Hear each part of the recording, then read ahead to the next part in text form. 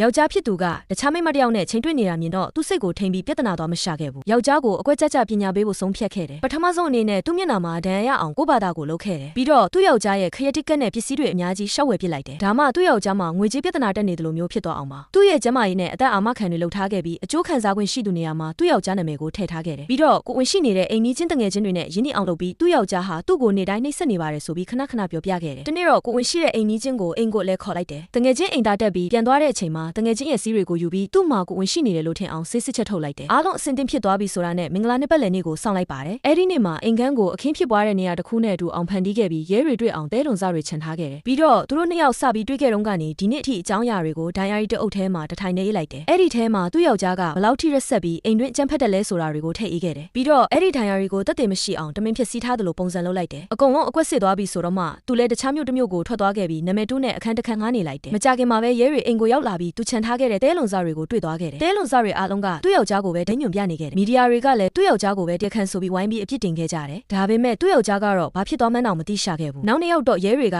critical နဲ့ဝယ်ထားတဲ့တန်ဖိုးကြီးပစ္စည်းတွေကိုတွေ့ခဲ့တယ်အသက်အာမခံကိစ္စတွေလည်းသူ့နာမည်နဲ့လုပ်ထားတာကိုတွေ့ခဲ့ပြီးအိမ်တွင်းကြမ်းဖက်လူတက်မှုနဲ့ထောင်ထဲထည့်လိုက်ပါတယ်